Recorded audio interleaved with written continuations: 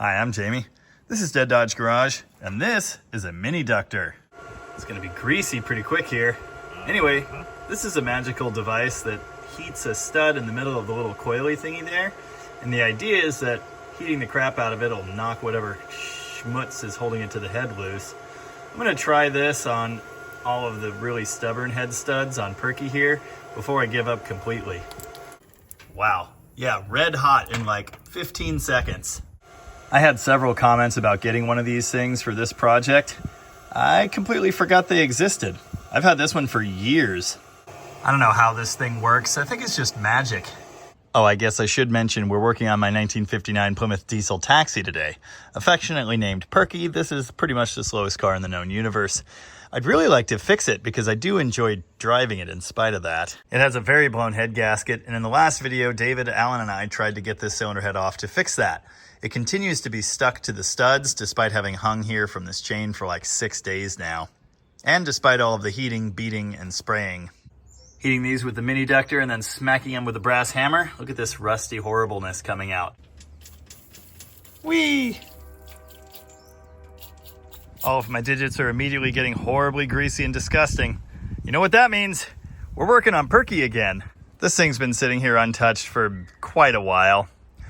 Honestly, I'm just fully disgusted with the whole thing, but people keep asking me about it, and I really miss driving this piece of glorious automotive excellence. So if I can, I would like to get the cylinder head off. A bunch of people suggested using these logging wedges, so I'm trying.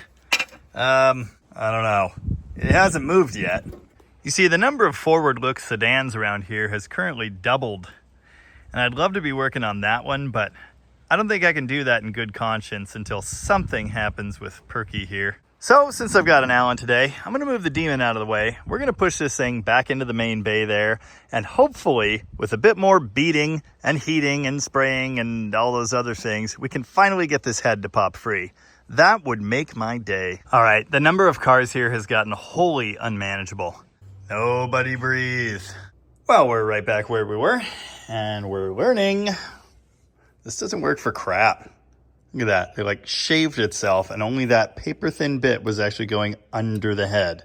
It certainly wasn't wedging in any way. Also, while I was pointlessly swinging a hammer at that, I broke the friggin' bowl on the bottom of the fuel filter and made a horrible mess. Now I need another one of these. For no reason. Jamie, you don't know how torches work. You're right. Let's just liquefy the head real quick. I don't know that it's possible to get this thing any hotter. That kind of stinks. All right, well, with everything smoldering hot, the studs come out easy. So I guess I'll just keep doing that. And I'll try not to break more of them. Okay, that one was still very seized. Gross noises. Yeah, you can see we got penetrant all the way down in there. Here you can see exactly what we're up against. The horrible rusty chunks that have held these studs to that head for like 70 years. And people say PB Blaster doesn't work. I had this thing moving, but it was like agonizing, and I was pretty sure it was about to break, like that one did a second time, which I don't want to talk about. Anyway, I hit it with a spritz of PB, and it came right out. There you go. That is really a great example of what's wrong with this operation. Look at that horrible rusty stuff. See, these long ones with the shoulders for the injectors, those are the outside ones. These are under the valve cover, and so they're the ones exposed to the elements forever and ever and ever. And we kind of knew that. That's why we initially focused on spraying and heating and beating these. And it looked like they were all dancing around up at the top, you know, fluid slapping out of there when you hit them with a hammer. Clearly down at the bottom, things are not so good. These studs are really long. Yeah, you can very plainly see how none of the magic goop ever got down there. Cool, every second outside stud is gonna snap off. Now we did happen to learn that replacement head stud kits are available. They're $300, but they are available. Maybe not. We've done way less to these ones in the back, so I would expect them to be a bit more stubborn, but so far, yeah, that one's all carbony. Nice. Come on, guy. The ones at the very back were the ones I was most worried about. Turns out that was pointless. Look how clean this is. It's like brand new. Alan wants to take a turn snapping one. Well, beginner's luck. PB wins again. Nice. We're down to 3 remaining studs, and this head is still just as stuck as it was when we started. It boggles the mind. Broken one there, broken one there, very stuck one back there that I'm confident will quickly become broken. I suppose more heat focused on those 3, and maybe that'll do something. Can't be tight if it's a liquid. Oh, make sure I don't set the heater on fire again, would you? Smoking hot again. Hopefully the one remaining not snapped off stud will just come loose. Smells like coolant turning into vapor. Hey, be careful, that might be hot.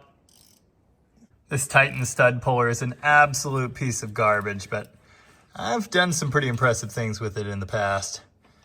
Even though the little springs that hold the jaws together are long, long gone, this thing has still served admirably today. It'll probably break this off, no problem. Really? Yep. Oh, yeah. There we go. All right, so now we have 3 broken ones. I'll direct your attention to the seam here between the head and the block. This is absolutely opening up. There's a bit of wood I wedged in there the other day. It's loose now. That's progress, boys. Just not success yet. This is actually kind of doing something.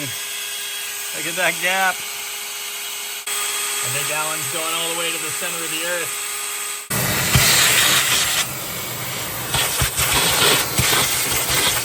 One forever later, we're finally getting results. I've got a pry bar over here and the one decent prying spot, and you can see this head is just doing the happy dance. Look at all the lifters. We've got them strung together, but they're currently just sitting down on the cam lobes. That's how much the head's moving now. It's like almost a 1/4 inch. But still, it will not come off. That one that Alan drilled the horrible mushroomy bit I made off of is moving, I think.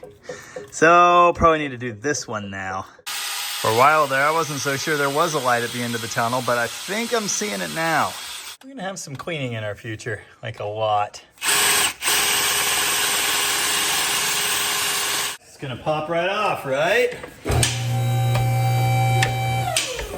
I can't see anything. It is kind of bright, huh?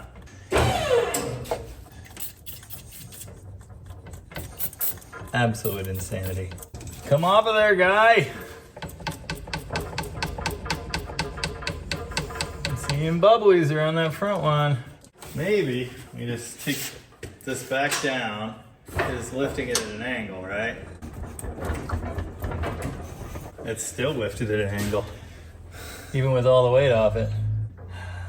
My sentiments exactly. Yeah. Hey, it didn't just come right off. Jesus. How are you still that tight? A little more. That's good. The squishy noises are really fun. Yeah, I just don't know what else we can do. Rope in the cylinders. Yeah, that'll do it. Use compressed air. It's the most stubborn piece of garbage I've ever seen. Oh, well. That one I do believe is moving. Well, yeah, it looks like there's like a dark line around it now that I can see. That one I don't see any movement. This guy? Mm-hmm. Yeah, I don't know. Oh, boy. It's quite a bit later, and you'll notice the head is still in place. This thing is wiggling like almost a 1/2 inch when we've got it dangling from the chain and wedges in here prying it up, but this side won't budge. Obviously, that's because we've got these 3 busted studs. So I'm trying to make that not be a problem. I've heated them cherry red multiple times. I've beaten on them. I've beaten around them. I've air chiseled the side of the head over here where there's a plate and a bolt. Nice convenient spot. And it sure seemed like it was shocking them. I was even seeing some goo rise up around the rear stud, but it never did move or do anything. Now I'm trying to drill them out, except somebody tempered the heads of these stupid things, so yeah. Alan had already piloted a hole in this one. I managed to drill all the way down to like the bottom of it, but I can't step up to the next size because the bit won't cut through the head here. Connor's here, and we're getting destructive with an air chisel and a dream. And it looks like it might actually be doing something, seeing as how that broken stud is now below the surface, and we have a bit of a gap. This might happen. Fire in the hole. Ah! Different hole. Different hole. All right.